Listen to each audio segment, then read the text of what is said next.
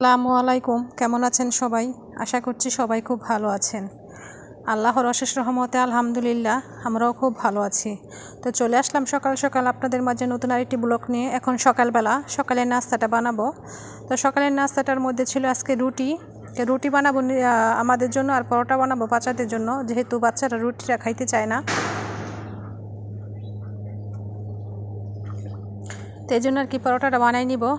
আর পরোটার সাথে ডিম ভাজি করব, কারণ আগে যে তরকারিটা আছে ওই তরকারিটা মাংস তরকারি আছে আর কি অল্প পরিমাণে, ওইটা নাকি বাচ্চারা খাবে না। বলছিলাম যে গরম করে দেওয়ার জন্য, বলতেছিল যে খাবে না, ডিম ভাজি খাবে।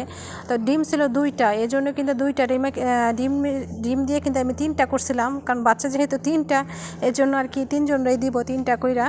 তা আমরা এরকম ওই যদি কিছু শর্ট থাকে আর কি, তো ওই জিনিসটাকে দিয়ে কিন্তু আমরা অল্প অল্প জিনিস মানে ওদের দেওয়ার চেষ্টা করি, যাতে ওদের পরিমাণে সবার হয় আর কি বাক করে এরকম।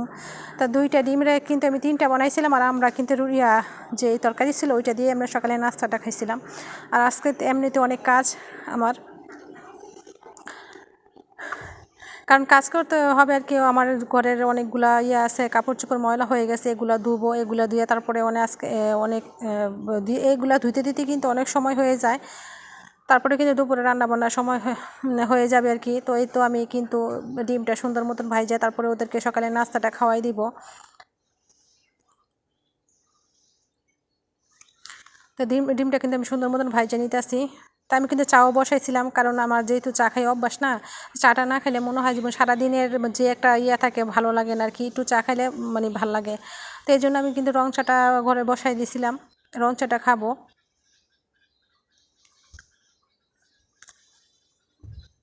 তো ডিমটা আমি সুন্দর মতো ভাইজা তারপর ওদেরকে নাস্তাটা আমি দিয়ে দিই। এই তো দেখেন, এই ডিমটার মধ্যে একটু তেলের পরিমাণটা একটু কম ছিল, এই জন্য কিন্তু ডিমটা তেমন একটা ফুলে নাই। যখন খাইতে বসছে তখন কিন্তু আবার ওরা বলছিল কে বড় কে ছোটো আর কি। সকালে নাস্তা করার পরে কাপড়গুলো এখন ধুবো, এগুলো এখন ভিজাইতে দিব আর কি।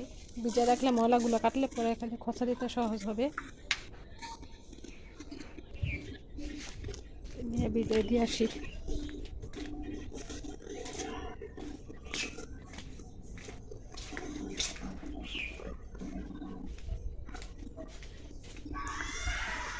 তো কাপড়গুলো সুন্দর মতো আমি ভিজাই দিতেছি।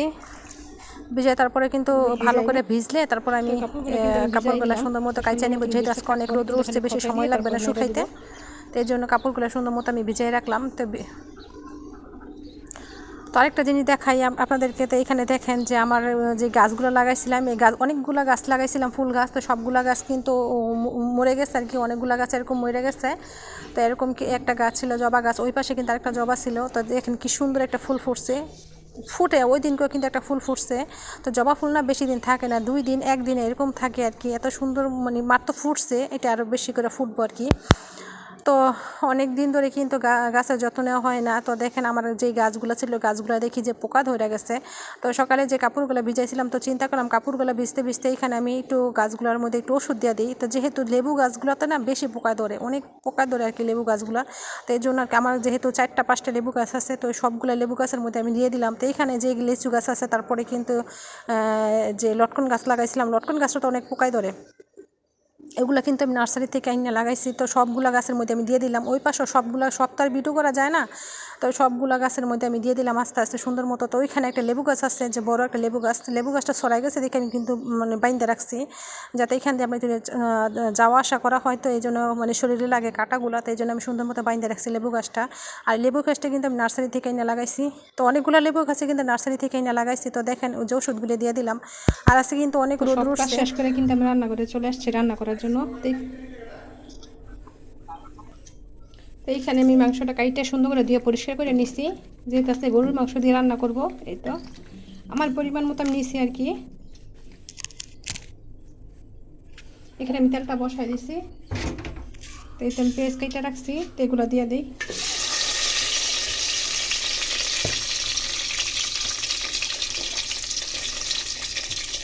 এখানে আমি জিরা বাইটা নিচ্ছি, যেহেতু আমি জিরাটা দিব আর কি, বাটা জিরাটা দিব, তো জিরাটা বাইটা নিচ্ছি। এইখানে আমি তার আদা রসুন জিরা বাটা মরিচের ফাঁকি একসাথে কিন্তু মানে একসাথে রেখে দিলাম, এটা দিয়ে দিই। যেহেতু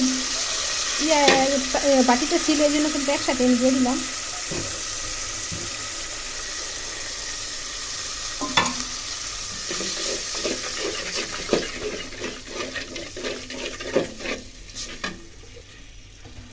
এইখানে প্যাকেট মশলাটা দিয়ে দিব। আমি কিন্তু প্যাকেট মশলাটা দিয়ে দিছি। তো এখানে আমি সামান্য পরিমাণ একটু সস দিয়ে দিব।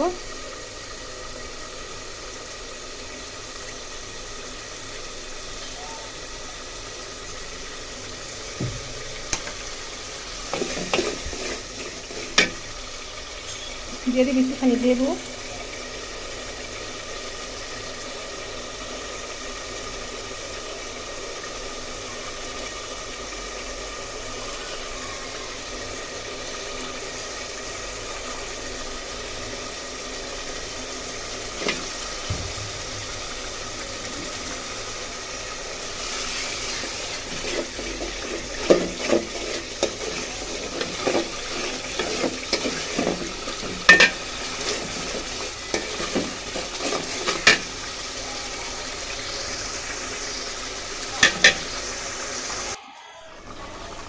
এই তোমার মাংসটা কিন্তু আমি আগে দিয়ে দিছি আর কি কষানোর জন্য।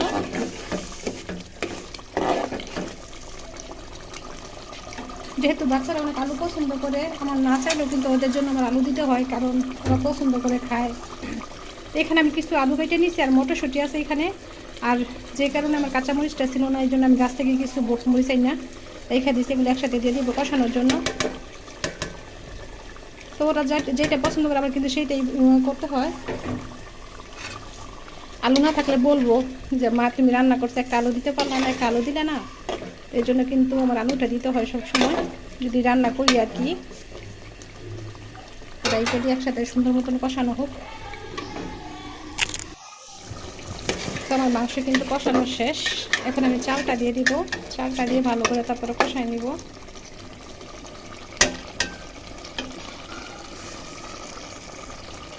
চালটা কিন্তু মাটি থেকে দিয়ে রাখছি, আগে থেকে দিয়ে রাখছি চালটা।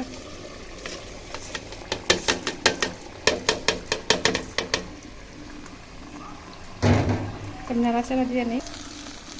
তো চালটা কিন্তু একদম ভাজা শেষ, আমি এটা দিয়ে দিই।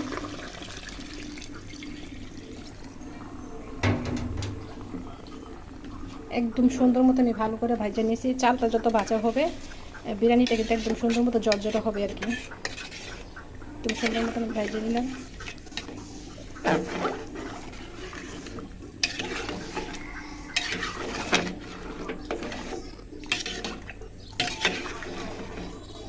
ভালো মতো নাড়াচাড়া দিয়ে দিলাম।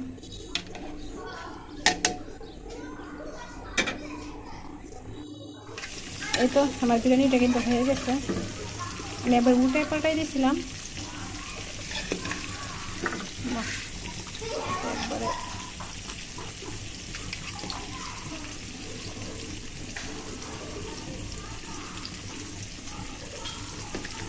এক হাতে না নাড়াটা দিতে অনেক কষ্ট হয়ে যায় নাড়া দিতে।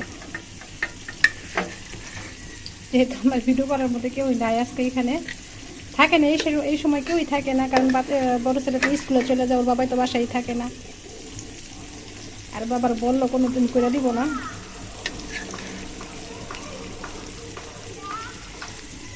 আচ্ছা আমি ভালো করে পরে নাড়াটা দিব না। তো কেমন হয়েছে আমার বিরিয়ানিটা? একদম ঘরোয়া মশলা দিয়ে, কেন বেশি মশলাটা খাইতে পারি না, বলতো বাচ্চারা কিন্তু বেশি মশলাটা খাইতে পারে না। অন্য কোনো মশলা ব্যবহার করলে যেমন আছে আর কি, এই যে আরে পেটে আছে মুখে না ইয়াগুলো সব কিন্তু ঘরে থাকে, তারপরে কিন্তু ওরা দিলে খাইতে চায় না।